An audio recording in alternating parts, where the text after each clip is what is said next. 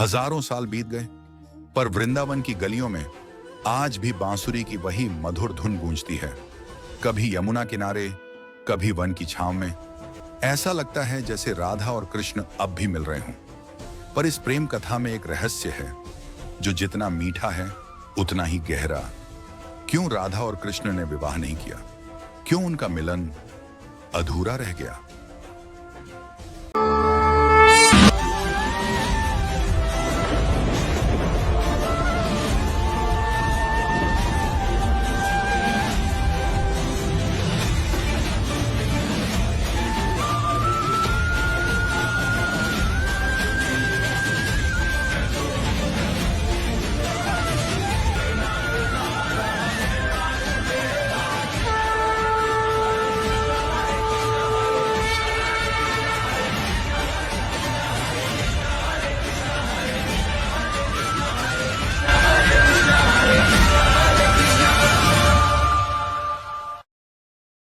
राधा केवल गोपियों में से एक नहीं थी, वो कृष्ण की आत्मा का विस्तार थी।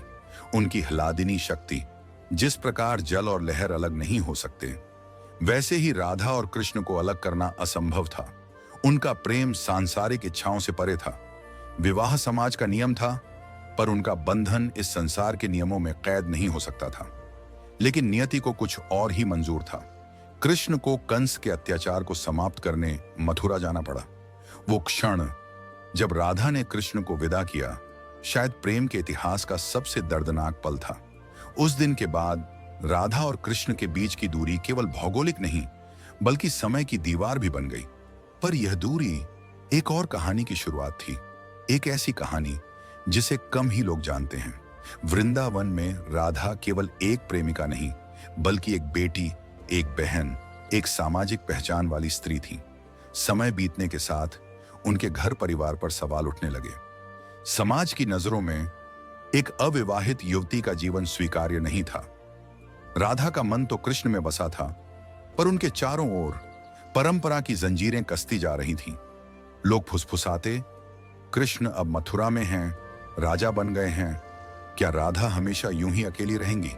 गर्ग संहिता और ब्रह्म वैवर्त पुराण में वर्णन है कि राधा और कृष्ण का वास्तविक विवाह इस धरती पर नहीं, बल्कि दिव्य लोक गोलोक वृंदावन में हुआ था, जहां न समय है न मृत्यु, केवल अनंत प्रेम। पृथ्वी पर उनका मिलन अधूरा छोड़ा गया, ताकि उनका प्रेम केवल कहानी न रहे, बल्कि भक्ति का शाश्वत प्रतीक बने। सत्य यही है कि कृष्ण के मथुरा जाने के बाद राधा का विवाह अयान घोष नामक ग्वाल से कर दिया गया। यह विवाह उनके परिवार की इच्छा और समाज की परंपरा के कारण हुआ।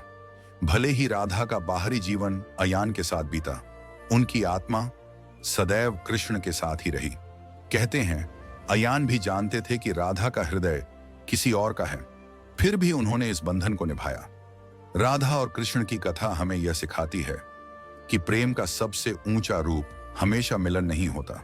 कभी कभी वियोग ही प्रेम को शाश्वत बना देता है। विवाह न करके कृष्ण ने राधा को सांसारिक बंधनों से मुक्त रखा, और राधा ने विवाह करके भी अपने प्रेम को अटूट रखा। कृष्ण दूर थे, पर उनके दिल में हर लम्हा राधा बसती थी। कहते हैं जब भी कृष्ण अपनी बांसुरी बजाते, वो धुन हवाओं में बहकर वृंदावन तक जाती और राधा उसे सुन लेती। कुछ ग्रंथों में वर्णन है कि कई वर्षों बाद जब कृष्ण द्वारका के राजा बन चुके थे, वो एक बार गुप्त रूप से वृंदावन लौटे। वो न तो मुकुट पहने थे, न शाही वस्त्र, बस वही माखन चोर, वही ग्वाला कृष्ण। उस रात यमुना किनारे राधा और कृष्ण फिर मिले। कोई वचन नहीं, कोई वादा नहीं, सिर्फ चुपचाप एक दूसरे को देखना और फिर विदा लेना। शायद यही उनका सबसे सच्चा मिलन था। द्वारका में रुक्मिणी, सत्यभामा और अन्य रानियां थीं, पर कृष्ण के निजी कक्ष में एक कोने में राधा की प्रतिमा रखी थी। कृष्ण हर सुबह उस प्रतिमा को प्रणाम करते, जैसे वो प्रतिमा नहीं बल्कि राधा स्वयं हो। रानियों ने कभी ईर्ष्या नहीं की, क्योंकि वो जानती थी कि यह प्रेम सांसारिक नहीं, यह भक्ति का शिखर है। राधा और कृष्ण की कहानी हमें यह सिखाती है कि प्रेम का मूल्य विवाह या साथ रहने में नहीं, बल्कि उस त्याग और समर्पण में है जो आत्मा को पवित्र बना देता है। राधा ने विवाह करके भी कृष्ण को अपने हृदय का राजा बनाए रखा, और कृष्ण ने हर सांस में राधा का नाम जपा। कहते हैं जब राधा का पृथ्वी पर अंतिम समय आया तो उन्होंने द्वारका संदेश भेजा। कृष्ण आए, उनके पास बैठे और बिना कुछ कहे बस उनकी हथेली थाम ली। राधा ने बस इतना कहा, अब मेरी बांसुरी बजाओ। कृष्ण ने बांसुरी बजाई और राधा उसी धुन में खोकर गोलोक वृंदावन लौट गई। उस दिन के बाद कृष्ण ने कभी बांसुरी नहीं बजाई। आज भी जब कोई राधे कृष्ण कहता है तो वो केवल दो नाम नहीं बल्कि दो आत्माओं का अनंत मिलन है। उनका विवाह न होना उनके प्रेम को कम नहीं करता बल्कि उसे अमर बना देता है।